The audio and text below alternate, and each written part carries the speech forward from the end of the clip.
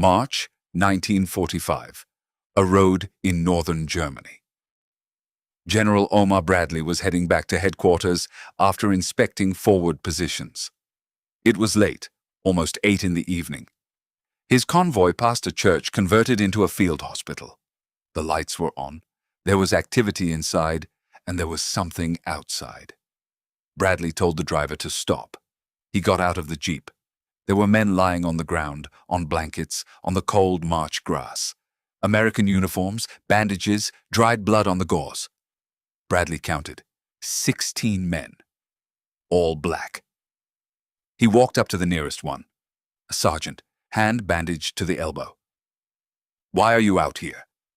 The sergeant looked at him, saw the stars on the helmet. It took him a moment to answer. "They told us the hospital was full, sir." Bradley looked at the church. Through the windows, he could see beds, medical staff moving between them. Light, warmth. "How long have you been out here?" "Since this afternoon, sir. About 4 hours." Bradley said nothing else. He turned to his aide. "Get me the commander of this hospital." What happened over the next 20 minutes would change how field hospitals in the 12th Army Group operated for the rest of the war. Before we continue, subscribe if you haven't already.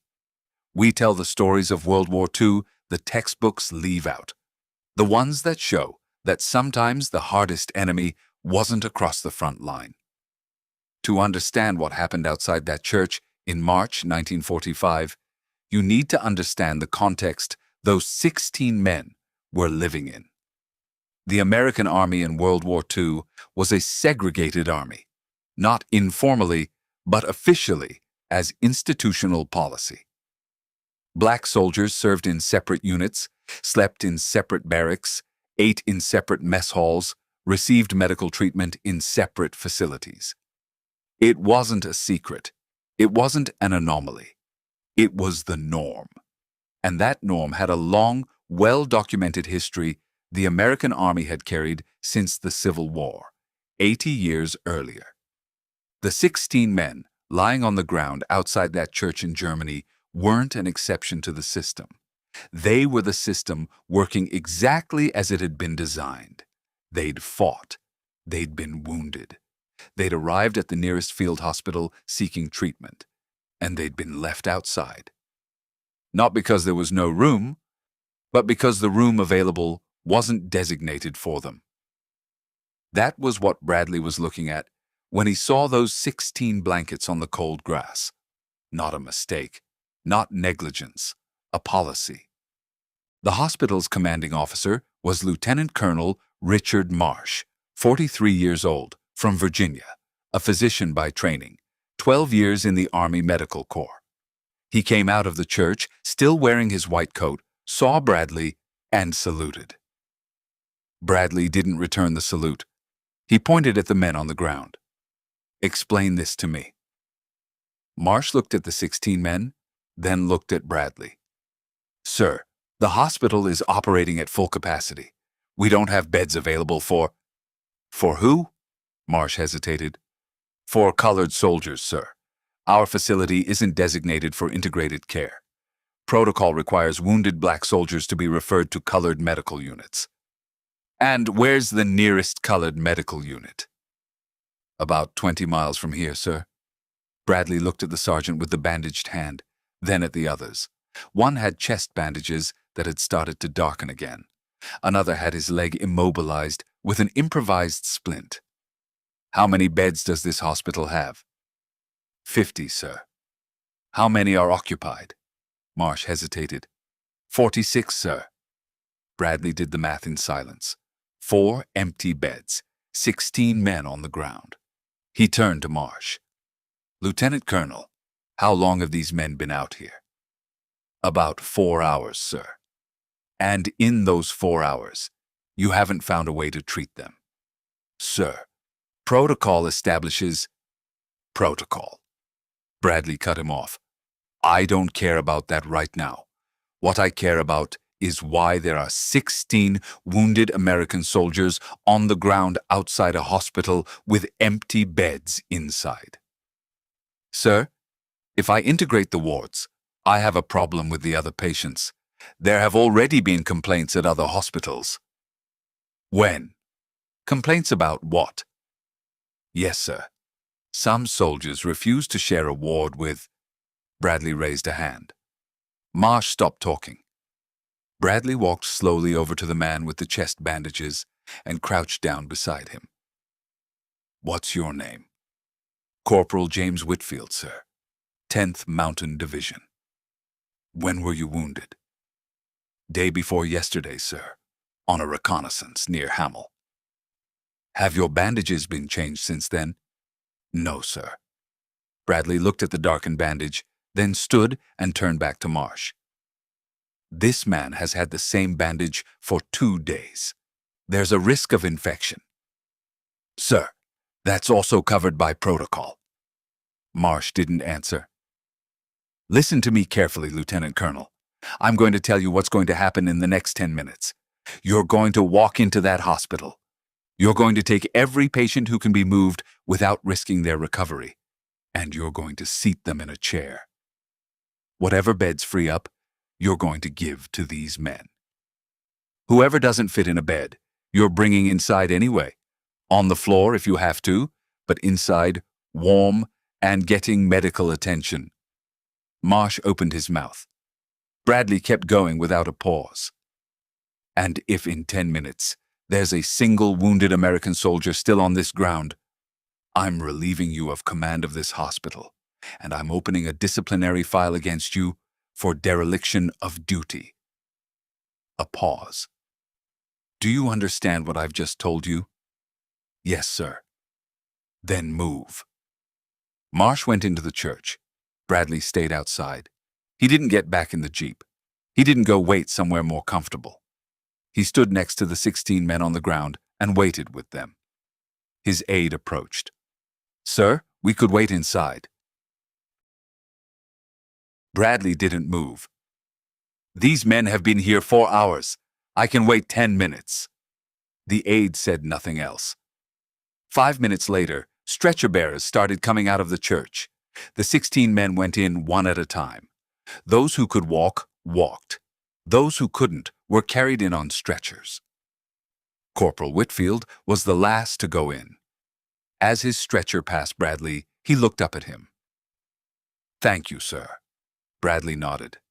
Rest up. What happened inside the church that night was uncomfortable. 3 patients who could be moved without risk were pulled from their beds to make room. 2 accepted it without comment. 1 protested loudly. Bradley was inside when it happened. The soldier protesting was an artillery corporal with his arm in a sling. He pointed at the black men being settled into beds and told the orderly he wasn't going to stay in the same ward. Bradley walked over. The corporal saw him and snapped to attention instinctively. At ease, Bradley told him. Then he asked for his name and his unit. The corporal answered. Bradley nodded. Do you know where your unit was last week? Yes, sir, at the Vezzer crossing. And do you know which unit covered your left flank during that crossing? The corporal didn't answer. Bradley gestured toward one of the men who had just been brought in. The 761st Tank Battalion, known as the Black Panthers. They covered your left flank for 72 hours, so your unit could cross that river. A pause. Right now, that man needs a bed, and you can sit in a chair. The corporal looked down at the floor. Yes, sir. He got up and gave up the bed without another word. Bradley left the hospital 90 minutes after arriving. Before getting back in the jeep, he pulled Marsh aside. What happened here tonight doesn't happen again. Not in any hospital under my command. Is that clear? Marsh nodded. If a single report reaches me of a wounded soldier being turned away or left outside a hospital for reasons that aren't strictly medical, I will prosecute. Not transfer. Prosecute. Yes, sir. And tomorrow, I want a report on Corporal Whitfield's condition. Yes, sir. Bradley got into the jeep. As they pulled away down the dark road, his aide spoke from the back seat. "Sir, do you think this changes anything? It's just one hospital." Bradley looked out the window for a moment. "Tonight, 16 men are inside instead of outside. That's something." Corporal James Whitfield was treated for 4 days at that hospital. The chest wound required surgery. He made it in time. According to the surgeon who operated on him, without the extra 4 hours of waiting in the cold that night, the outcome would have been the same either way. But with them, it had been an unnecessary risk. Whitfield survived. He returned to his unit 3 weeks later. The 761st Tank Battalion, the Black Panthers, kept fighting until the end of the war. They crossed Germany with the Third Army. They helped liberate several forced labor camps in Austria. After the war, the battalion was disbanded without official ceremony. Its men went home on transport ships separate from white soldiers. The American Army wasn't desegregated until 1948, when President Truman signed Executive Order 9981, 3 years after the war ended. Marsh was transferred to another hospital a few weeks after the incident. The official record doesn't state the reason for the transfer. Bradley never spoke publicly about that night. There's only one reference to it in his memoirs. A single line in a chapter on medical conditions in the European theater. He wrote that segregation in field hospitals had been one of the most serious inefficiencies in the American military medical system during the war, and that he had taken steps to correct it in the hospitals under his direct command. One line, for a night 16 men would remember for the rest of their lives. The story of that field hospital in Germany in March 1945 raises a question that reaches far beyond World War II. What does it take for someone with power to use that power to do the right thing when the right thing goes against the established norm? Bradley wasn't a revolutionary. He wasn't an activist. He was an American general who had grown up in a country where segregation was legal, institutional, and accepted by the majority. And that night, in front of a church in Germany, he saw 16 men on the ground and made a decision. He didn't change the system that night. The system kept working the same way in other hospitals, in other sectors, in other countries. But in that hospital, that night, 16 men went inside when they should have stayed out. And sometimes history isn't made by the people who change the systems. It's made by the people who, in one specific moment, decide that an unjust rule isn't going to apply while they're watching. That's not enough, but it's something.